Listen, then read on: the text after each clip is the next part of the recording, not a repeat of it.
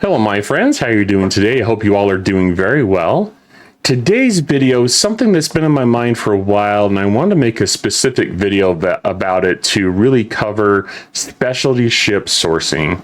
There's a lot of problems with it that have crept up into the game, and I think it is worth taking a moment to talk about.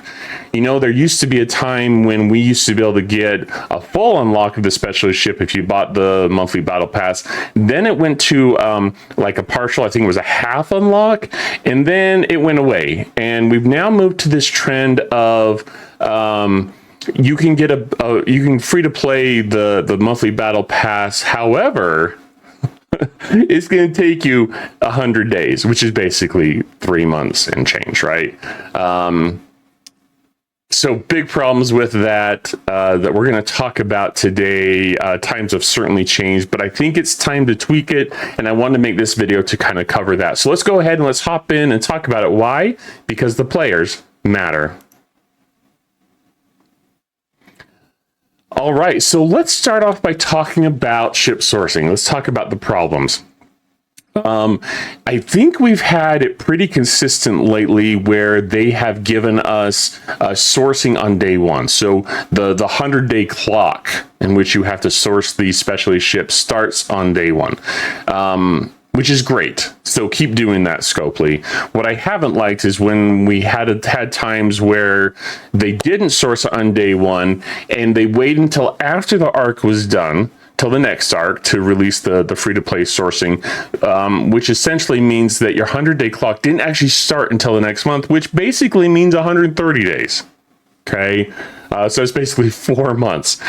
So hopefully they don't ever go back to that. Hopefully they keep releasing day one sourcing, and that is not the purpose of this video, but hopefully it doesn't go to 4 months. We keep it consistent with the 3 months that we're trying to work with. Problem with that, though, is that in 3 months, players lose interest. I would wager, if I was a gambling man, that even in 3 months, even in 2 months, let's say 2 months, even in 2 months, you don't have players that are buying the ship blueprints in droves. Okay. My suggestion or my thought there is that 3 months is way too long and players lose interest. I mean, I just barely unlocked the relativity and I got it and I was like, oh yeah, I know this has something to do with the Crenum and it has like the anti-static, anti-charged ability, but what else can I use it for? And so it was like, oh, how can I make a video about this? I've got to reteach myself what I can do. It's been too long. So players lose interest. And I don't think if you took it down to 2 months that you'd have that big of a change. The problem with that too is that they've gone to the point now where they are releasing a new specialty ship. And I think they're doing it once per arc. And our arcs have been like 2 months long, but they're releasing a new specialty ship like every 2 months. We just barely got one last month, and I'm expecting one next month. I'm expecting them to release the Reliant, which, and you know, that could be a talking point too, that they purposely make loops like this month's with the augment hostiles hard and difficult because they're going to release a specialty ship next month to solve that problem. They do the same thing with officers, by the way. I haven't done a video about that, but if you look at this month's officers, yeah, they're purposely designed to help with the loop, so encouraging more spending. I mean, it's Scopely, you know, it is what it is. The other problem with that, with the sourcing every 2 months, though, is that you have certain players who absolutely cannot keep up with double turn-ins. They just can't. There's too much going on in this game and their lives. People have lives. They need to be able to live those lives and not feel like they're chained to a desk. And in this case, the desk is Star Trek Fleet Command. They need to feel like they can have a life outside of Star Trek Fleet Command.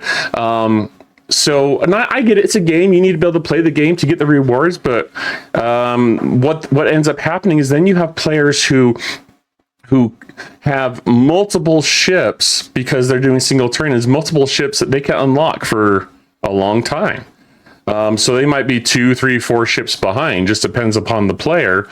And I get it. If you're in the game longer, you should be able to get those rewards quicker. But I still think that leads to a problem, and that problem is increased dissatisfaction. Players are like, what's the point of even trying for these specialty ships? You know, and so they kind of let it go, or they don't, or they leave the game, they get you know, disenchanted or whatever. But I think that there's more that can be done.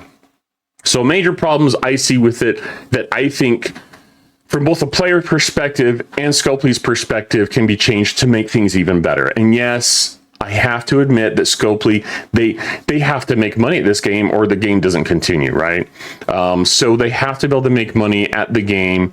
But there has to be a balance where if you don't have players that are interested in playing your game, where's the game going to go? That's right. It's going to go down the tube, Scopely. So, couple of things I want to go over solution-wise. I've got 4 things that I would highly recommend that Scopely does. Number 1, make ship sourcing, continue to make it a standard. Now, it seems like a standard. I don't know if it is, but if it isn't Scopely, make a standard as day 1 sourcing.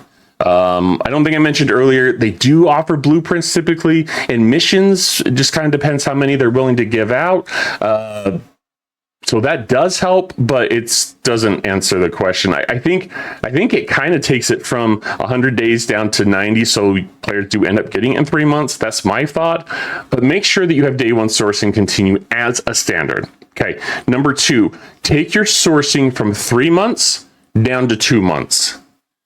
I think 1 month is too much because then you're overlapping with from the business perspective of players who are buying the ship are going to be like, screw that, I'll just wait a month. So they're going to definitely cut into their sales. But I don't think you're hurting anything. If you're releasing a ship every 2 months, I don't see a problem with you taking it from 3 months down to 2. How do you do that? Well, here comes my next 2 thoughts. Number 1, there's my 3rd point, but it's my first idea for increasing the sourcing, is if you look, like if we hopped in the game here and we look at, where is it? So I just unlocked the relativity. So I'm in the section 31 store, the GS31 that just came out. I've got 70 blueprints for that. But what if you were to make it, I mean, if we look at the rewards, let's look at the rewards for doing the ARC events. For logging in daily to the web store. So mission key hunters, solo milestone, looks like I'm still on track for that. I get 4 shards of Soren and Tim Allen, right? Okay, yippee. That's not gonna get me anywhere near an unlock. But, it is what it is. Give me some shards. And we know that I think Scopely used to value a full unlock at was it $100? Or was it $400? Anyways, it was a lot of money, what I heard. So here, DeMarco shards. I always like getting DeMarco shards. She's great for using, put her on your bridge to hit the continuum, hostiles, or not hostiles, the armadas with your Revenant. So I think that is a great officer to have. And then there are some PvP, but there's PvP officers, but there's not many shards. So it's like whoop-de-doo. I would guess, without knowing hard numbers, mind you, but I would guess that players look at that and they're like, what's the point? Why should I go to the web store? That's a waste of my time. That's stupid.